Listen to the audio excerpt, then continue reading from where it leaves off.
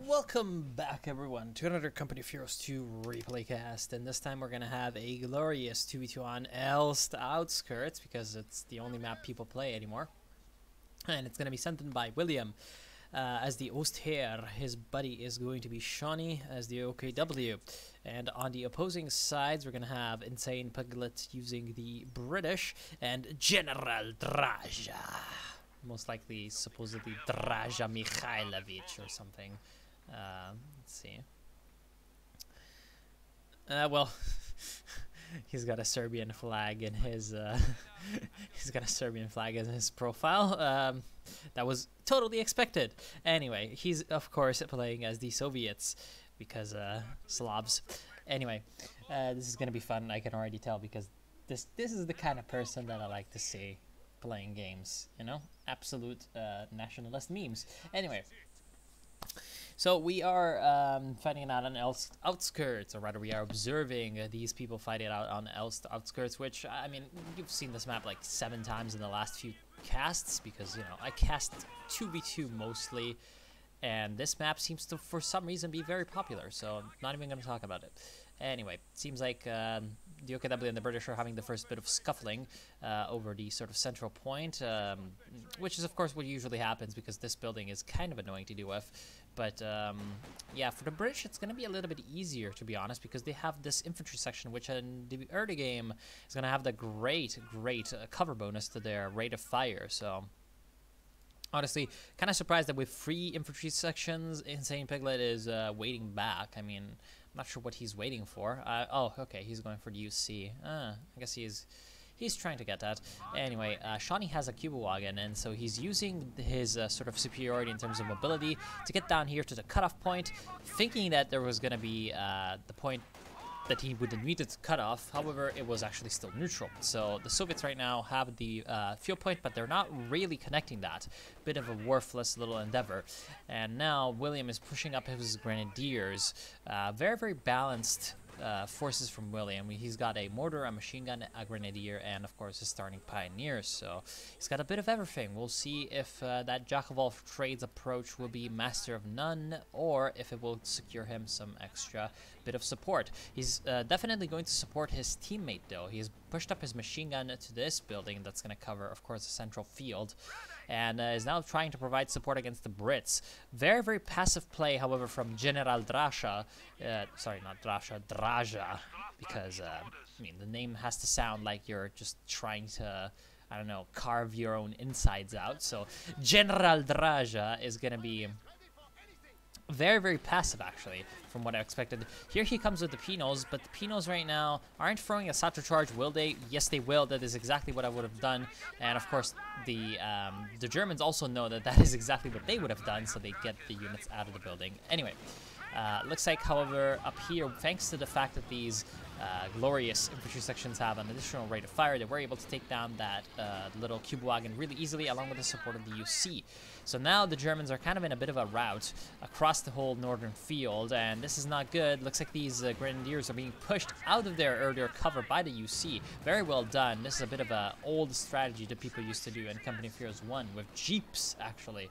So kind of nice to see it again, thanks to the fact that there's these Volksgrenadiers without Panzerfaust for a long while in a game. You can do that.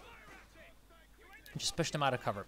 Of course, there is the machine gun helping support, and exactly the fact that William decided to come here is the reason why the Germans are still able to do this.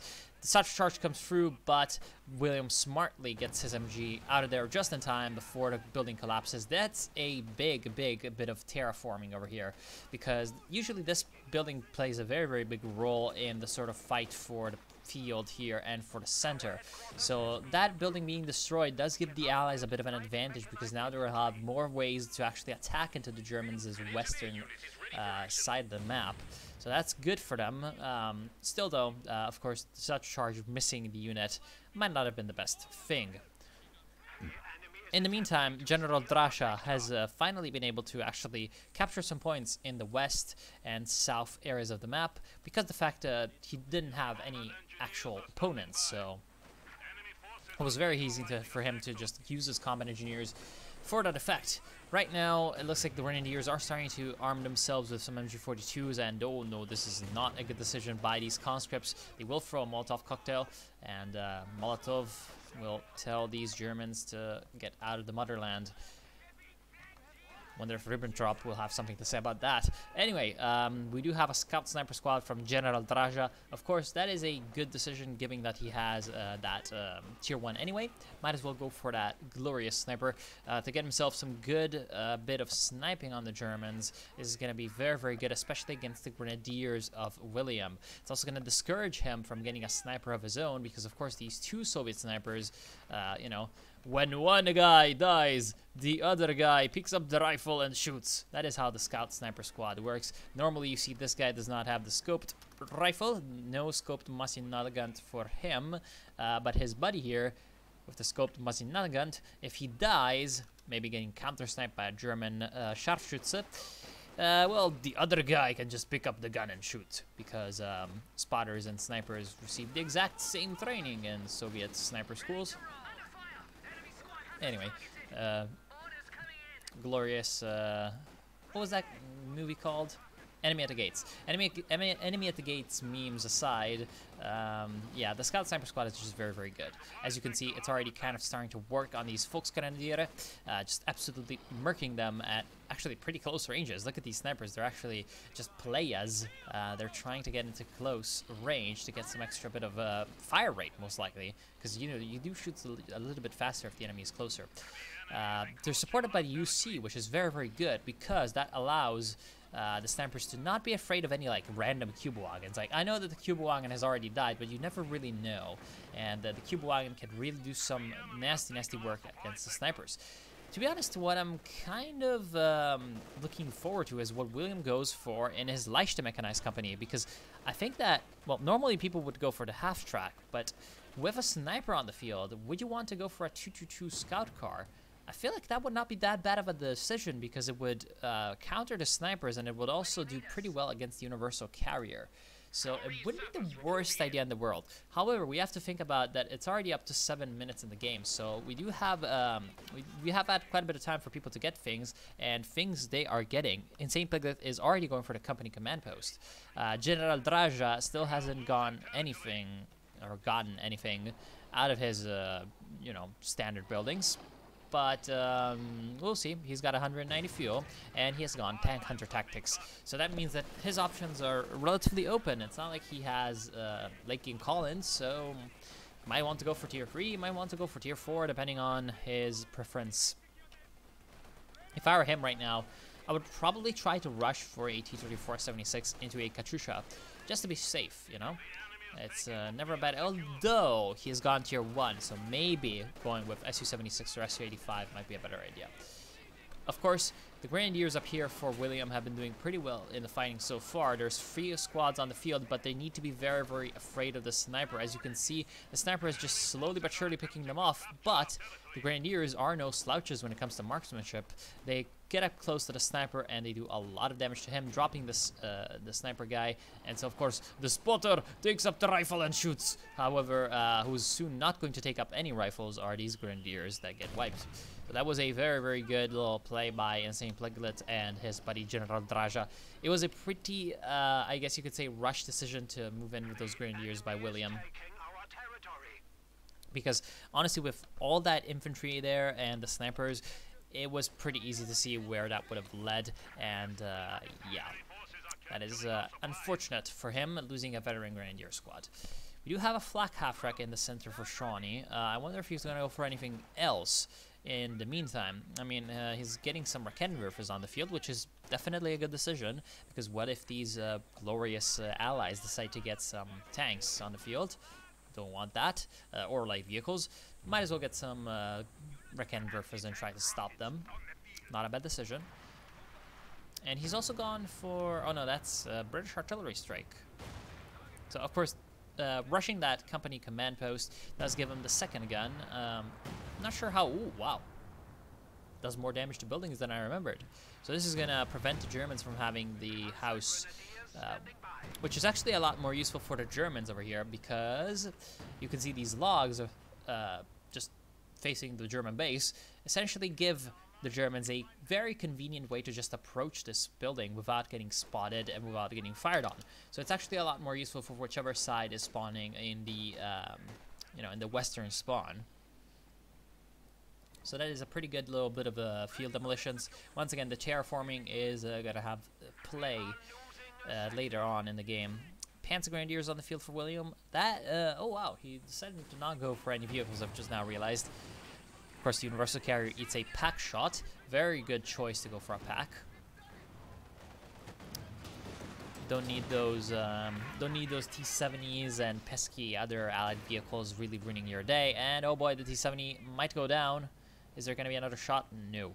So that is kind of lucky for them. And looks like a Panzer Grenadier squad will wipe out a little Pino.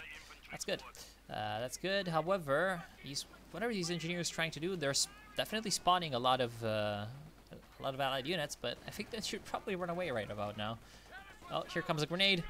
Are they paying attention? Yeah, see, William over here, that's kind of hilarious when this happens. Like, when people think that the enemy is going to be a good player and dodge, and so they aim in case they're dodging, right? So they aim ahead of where they think they're going to dodge, and they think they're playing like 7-dimensional chess or whatever, and then the guy just doesn't move an inch and the grenade misses. This one wasn't as bad because it's a butter grenade, so it's got a very, very big radius. But hey, so the engineers will survive. The engineers that will not survive are these ones. They go down because they were in negative cover and they weren't retreated. The UC is actually up to vet 3, which is insane. There's a Bofors on the field protecting the the fuel point. So Insane Piglet actually going with a little bit more of a defensive setup right now, but still getting some pretty nasty casualties inflicted upon him. Needs to be more careful, otherwise he's soon going to be essentially behind the Germans when it comes to infantry, because he's going to lose all of his squads. That's not exactly desirable. Of course, there is a Centaur A tank coming up for Insane Piglet, and that would be very, very strong. Of course, there's 2 Panzer Grenadier squads for William. He's also got a pack gun, so there's plenty of AT to go around if these Panzer Grenadiers get upgraded with Panzerschrecks, or if another pack gun is purchased. So I wouldn't really say that Centaur has the potential to be extremely destructive, but the Centaur is never to be underestimated. It's just very, very strong. We'll see soon, though. Of course, William very nicely using his machine gun to help out. Now that he has essentially the ability to come down with all of his units to the south, he's kind of easily pushing back the allies here.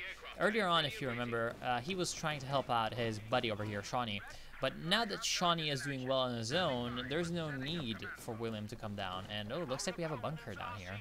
Bunker protecting the mortar and the little strategic point.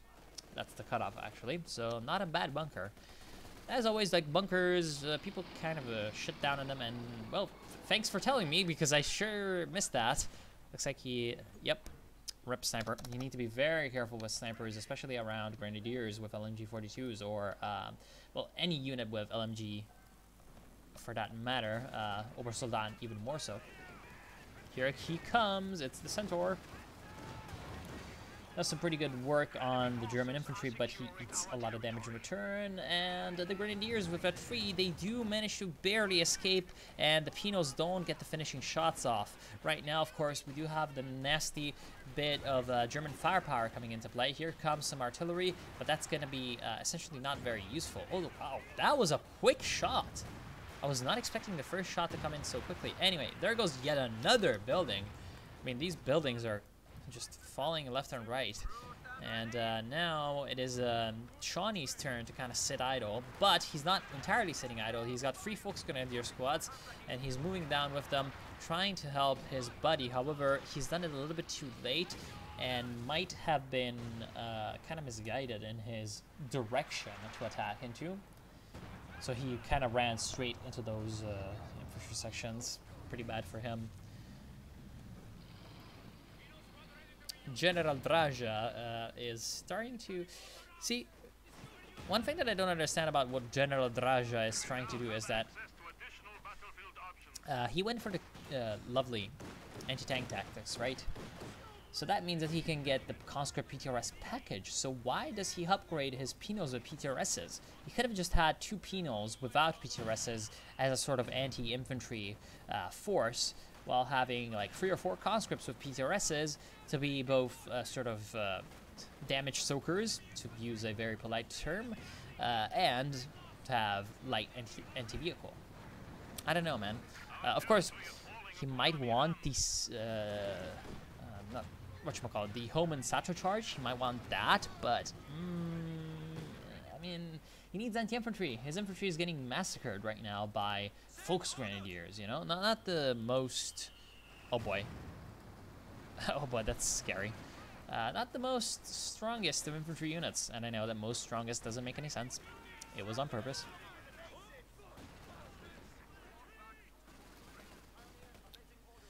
So, other than Shawnee, is anyone placing any mines? Well, at least one good thing that General Draja is doing is that he has minesweepers. That is good. That is very good for him. He still has the T-70 light tank, and now he has gone for a Tier 4 mechanized armor Campania. So now he can get that glorious little Katyusha rocket piece. Oh boy, that anti-tank gun is moving up a little bit too far. It is, however, spotting for a second sniper, this time a British one. 55 caliber armor piercing sniper can be a nasty piece of work, especially against the Wehrmacht, actually.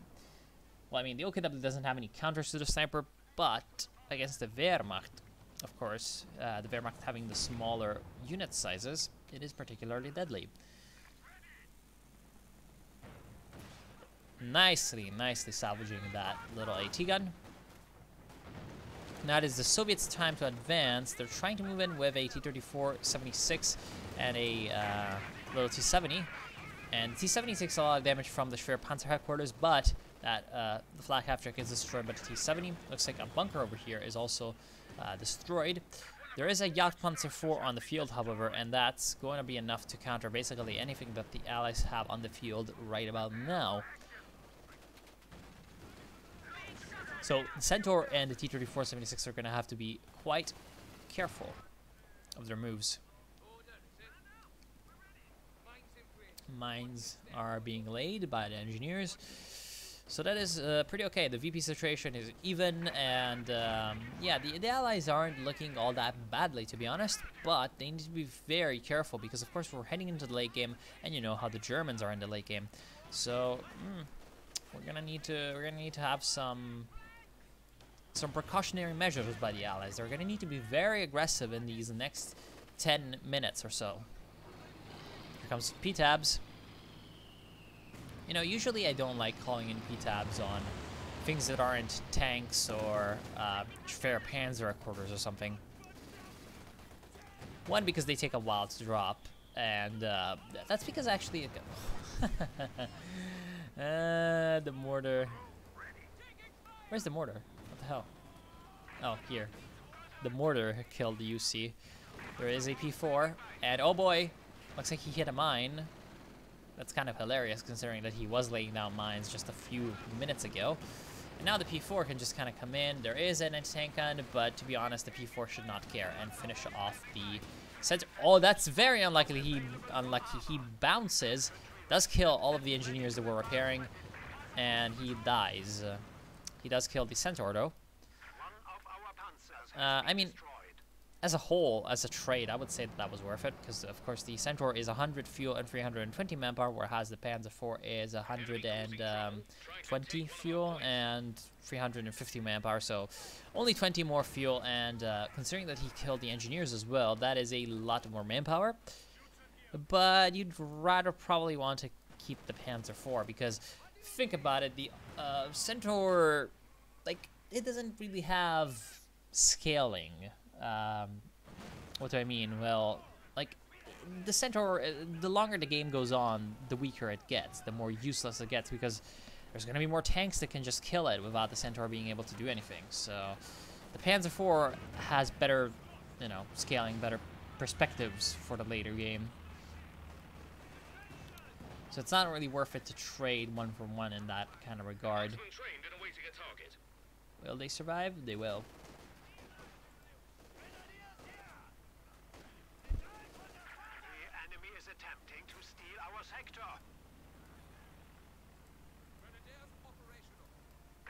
Wait. They're repairing him there. That seems like an interesting decision for a place to repair a tank.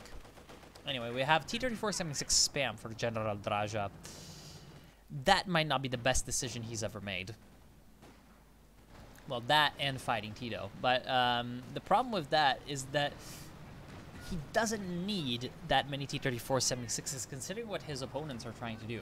Like, I can understand it if it was only William, because William is really going heavy on that soft, soft power infantry and support weapons. So overall, T-34-76 is a pretty good choice against it. However, what we see from the other person over here is the Jagdpanzer and a lot of Raketenwerfers. So T-34-76s will not be able to do too much against that. And I would say that the Soviet player really needs a Katyusha right about now.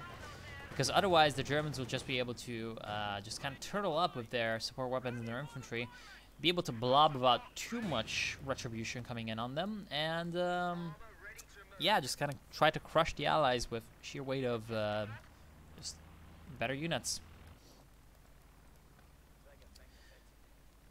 But we'll see, Shawnee is going for a P4. Not the best decision, in my opinion, considering that William is also going for P4s. And William has gone Blitzkrieg, so it's not like he's going to have any not King Tigers, Tigers or Tiger Aces or anything like that. Oh boy, here comes the rescue attempt by the T-34-76. He realizes that that's not going to go too well. Does the other T-34 though. Yeah, I feel like he doesn't really have any choices, any options. T-34 right now is in kind of big shit. Needs to run away. Oh, the T-70 though. T-70 intrepidly moves in, which might be its, yeah, it's probably going to be its downfall. It is dead, and it almost distracted them long enough for the T-34-76 to escape, but yeah, here comes a PTAB bombing run, but you need to immobilize the tanks first before you use bombing runs on the tanks, or artillery strikes for that matter. Otherwise, they can just kind of avoid it like that. There goes the T-34-76, killed by a Panzer IV. So that is a big blow to General Draja. He's going to lose a T-34-76 and a T-70, so quite a lot of resources down the drain, 160 fuel. And now he's going to try to get an Su-85 on the field. Is it too late? Perhaps, because his opponents, well, they're starting to get really a lot of veterancy on their vehicles now, are they? And once the Jagdpanzer IV has a veterancy advantage on the Su-85, it isn't really much of a contest unless RNG intervenes. Because the Jagdpanzer IV and the Su-85, they basically do the same thing. The Jagdpanzer IV has slightly more armor, the Su-85's gun is a bit better. But if the Jagdpanzer IV has better veterancy, then the extra firepower of the Su-85 doesn't really matter. Same thing if the Su-85 is veteran and the Jagdpanzer IV isn't. The better armor of the Su-85, or sorry, not the Su-85, the Jagdpanzer will not matter because the Su-85 will just punch through it, and punch through it a lot because both of these tank destroyers have some very, very powerful bonuses for veterancy. So honestly, if that Jagdpanzer IV can reach Vet 1, it's going to be pretty good because it's got that stealth. In fact, it's going to give it a massive advantage over the Su-85 because it's going to be able to pick its fights. The South is still under Allied control, and the VP situation is pretty good for the Allies. In fact, it's very good for them. 246 to 144. So that means that the Allies have been really hard at work at capturing these VPs, and the Germans have bled down a lot more. However, will the Allies be able to maintain this? Because one thing about whenever you're doing well when it comes to VPs, but it just seems like you're losing a bit too many engagements and the enemy is starting to gain an upper hand, is that you're going to be more desperate to hold your VP lead because you're thinking about your VP lead as your gateway to victory. So at this point, for the Allies, the risk is going to be to waste a lot of units in trying to capture these VPs and hold them. And if they waste too much manpower on this, their resources are really going to start to drop below critical levels.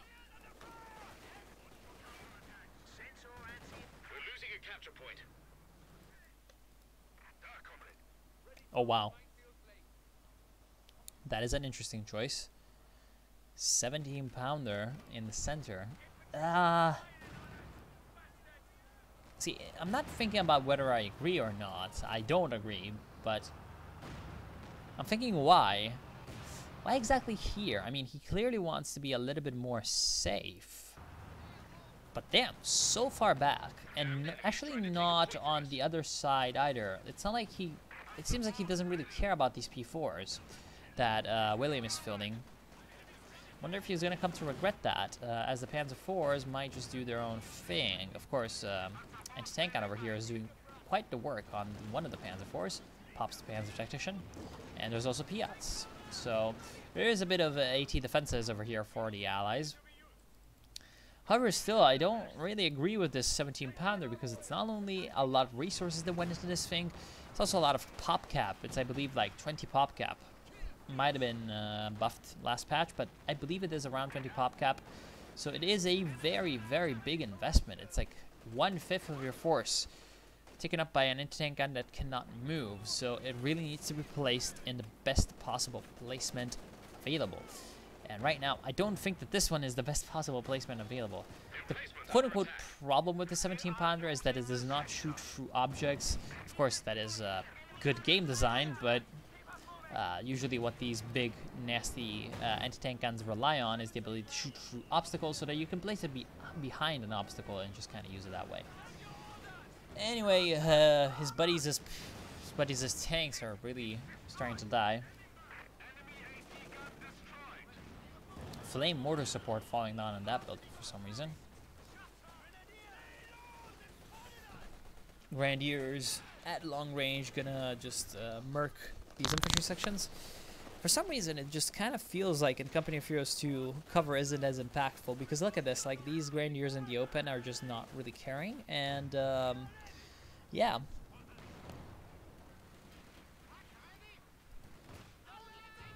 This was a huge mistake. Look at this. For some reason, the Allies decided to push up with AT guns so close to the enemy lines.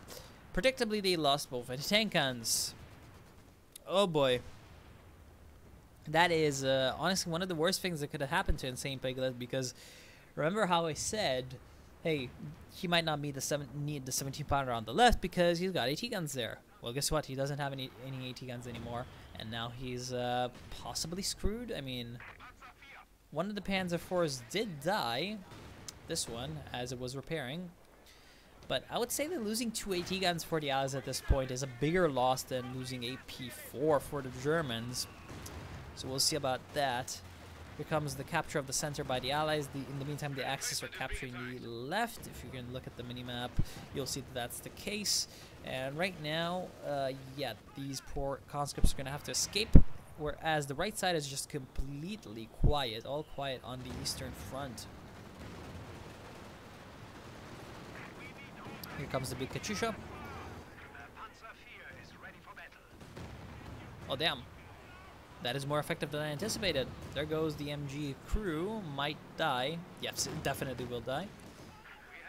Another Centaur. Oh no, this has been... It's right, this is the second one. However, there is a Churchill AVRE on the field, of course, from Engineer Doctrine. Not a bad choice, actually. It can be helpful in a lot of different roles.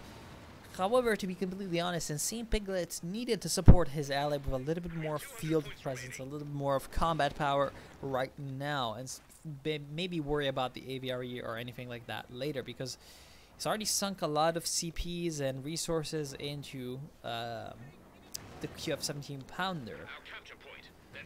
So to be honest, doing more of that onto a non-combat unit might not be the best decision. Because right now, as you can see, the Germans are really starting to swarm into the Allied lines and really having a lot of superiority. It is especially not going to be useful if you send in your AVR.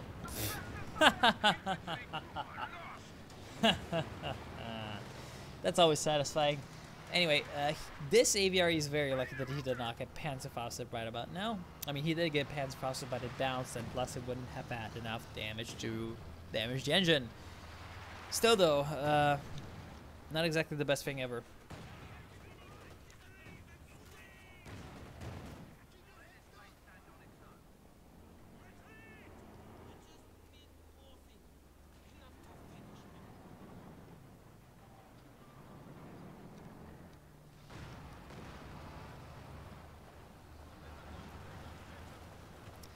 What is this SU-85 doing pushing up alone? Why are the allies pushing up with like lone tanks on the right side? This is not a good decision. As you can see here, they're lucky that there's only Sturmpios and one Raketenwerfer. But what if there had been a unit with Panzerfaust ready to ambush right about there, you know, around the corner? Would have been pretty bad for them. That would have been. Right now, Williams' P4s have been almost completely repaired and ready to pounce on whoever from the left flank. So this could be pretty bad. Here comes a Katyusha barrage. Also, the AVRE destroys the Raketenwerfer. So that's the Germans kind of feeling the pain of the Allied firepower. However, the Germans also have firepower of their own. It looks like we have an LEFH artillery piece. A very good choice by Shawnee, considering that he needs to counter a 17-pounder and get more soft targets by the Allies. So this is not bad at all for him. I like his decision.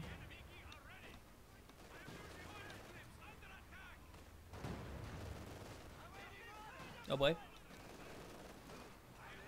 Here comes the Penal Horde. Will they be able to wipe him out? Yes, they will. And they might even be able to steal the MG42. They do. However, here comes P4. So P4 means that they're going to have to escape out of there. Oh. Anti-tank ready assault kind of fails. And doesn't really do too much. Anyway, the Germans are now really starting to move up. And they were actually building their own version of the 17-pounder, the Pak 43. Along with a massive amount of bunkers. Look at this. This is just Bunkertopia. Damn, every time they're advancing, they're just putting up a bunker. That's honestly not the worst thing, because look at Shawnee, like, he's got so much manpower and he's full on pop cap. So, I mean, might as well get bunkers because they don't cost any pop cap. So just get bunkers and upgrade them. This is going to really free up quite a bit of resources for the Germans to throw into the center and the left. And now there is a triple cap ongoing for them. 153 VPs left for the Allies means that they only have 3 minutes-ish to deal with this. And of course the AVRE is exactly what they need to deal with the bunkers, but with things like Yak Panzer IVs, can they do that? Oh, that's so unfortunate for Shawnee. That Katyusha barrage is well timed by what's his name, General Draja, but he at least does survive to get a few shots off on the AVRE. Of course, the AVRE just kind of comes in and derps all over the 88mm. Then here the Panzer IVs are doing their job. I wonder what William is going to go for next. I mean, he's going for Panzer IVs. As always, just love that vehicle. Just the versatility is always useful. However, we'll see if William does decide to transition into something else soon. Looks like his one Panzer IV is going to get satchel charged. But here comes the smoke.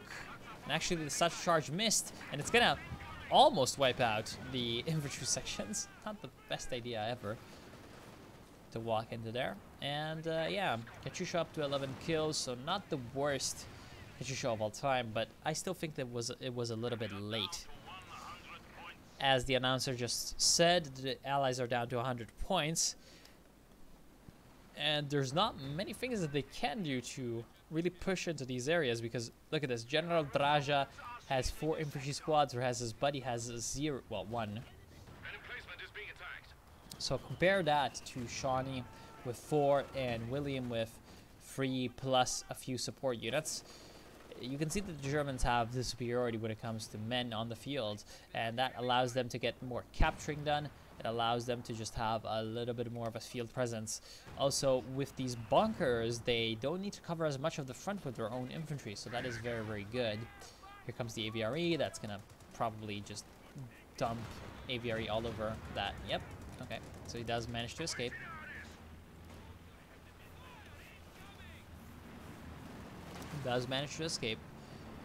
But still, things aren't looking all that good, and here comes a Panther, actually. I was expecting a King Tiger.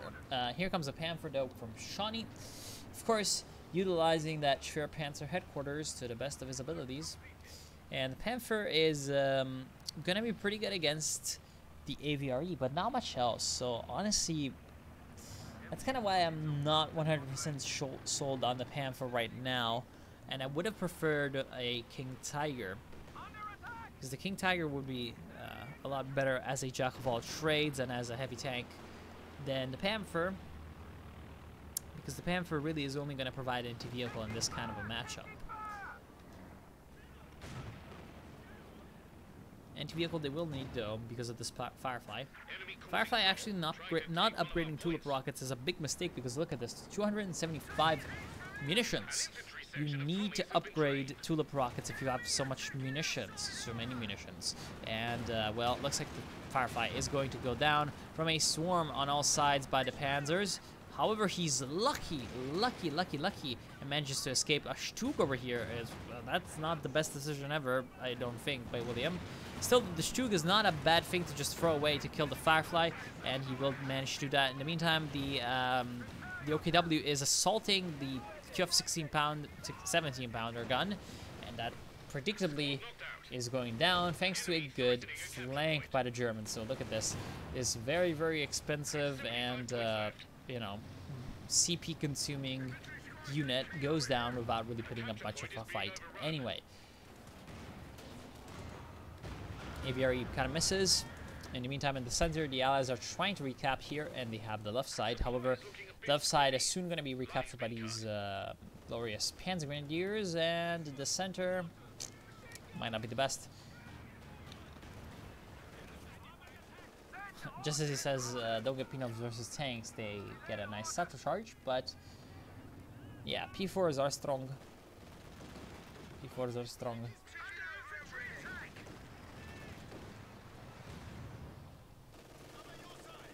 But just like any medium tank, you need to know how to use them.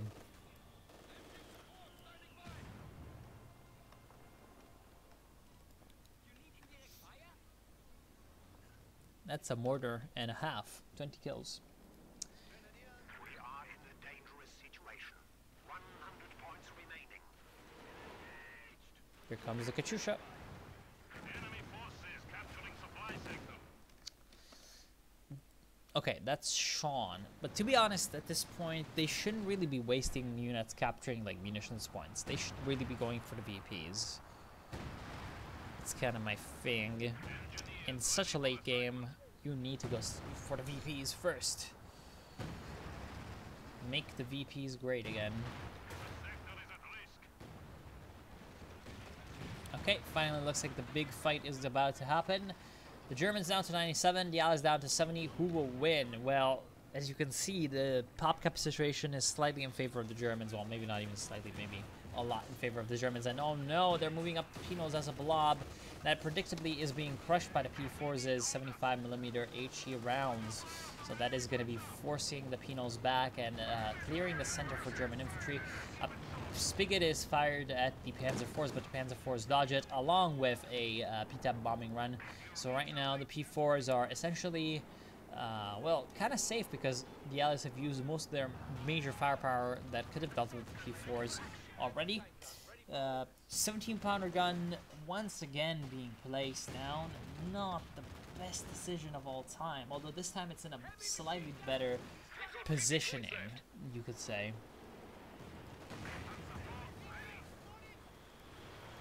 Here comes some Katyusha. That will slow down the Allied efforts in the center. Also, here comes another spigot. Misses. Now the P4s are moving in because they see that the Churchill the Churchill Aviary is in big trouble. It did in fact eat a target weak point from the PaK-40. However, the Panzer IVs are also taking a lot of damage from the conscripts, so this is not that great. However, there's two Stugs that can defend the left side, and with the Su-35 moving in, it will expose itself to anti-tank gun. Anti-tank gun plus a flanking force coming in from the rear is going to be destroying them. General Draja's Su-35 goes down, and at this point, it seems like, yeah, the sniper will also go down to a Panzer IV 75mm shot. The other Su-85 that's trying to come in from the rear is in a big pile of, you know, not a lot. And there we go. Thanks to the Jagdpanzer IV plus the very quick retargeting of these two tanks, he dies. This was Ez. Love it. There goes the AVRE, and that's going to be the end. Build more bunkers, noob. I mean, the best way to counter bunkers is tank guns. To be honest, the biggest mistake by General Draja was not getting tier 2 because he needed ATs. He just needed ATs. Instead of going for tank counter tactics, perhaps should have gone for shock rifle or just any shock doctrine, or maybe anything with guards, so that he could have had ATs and then a little bit of extra anti-infantry on the side. However, he decided not to do that, so in the end he had to just go all out on those SUD5s. However, when you go all out on the SUD5s, there's a lot of things that can go wrong, as we saw. Sometimes you just try to chase someone down and you're flanked. Sometimes you're trying to get your SUD5s to do, you know, a little bit of extra damage. You try to maybe turn on their focus sight and they get flanked. So SUD5s, very, very much on, I guess you could say, kind of a random factor sometimes, but they're great. So you need to be on the alert both with SUD5s and against them. What I don't agree with the Germans' play are these Stugs. I don't think that they're the best unit of all time. Wait. The Stugs now. I know, it's just the way the model is looking. Okay, never mind. And yeah, so essentially, the Brits, their problem was they were a little bit too reckless with their infantry force. If we look at their losses, you can see that Insane Piglet, he did kill a little bit more than his Soviet buddy, but he has lost, look at that, 3 infantry sections, 3 Royal Engineers, and 2 50 caliber snipers. I actually only thought that he had lost 1. Whereas his buddy over here, he has lost, well, 2 snipers, not good, but 2 penals, 1 conscript, 2 combat engineers, which is comparatively little. And he also was a little, you know, balls deep. So, needs to conserve his infantry more, needs to not get centaurs at like 20 minutes or something into the game, and needs to place his 17 pounders better. I mean, 17 pounders are not bunkers, you can't just spam them. And yeah, that's going to be about it. So I want to thank you all for watching. I hope that you've enjoyed, and I will see you soon. Have a good night.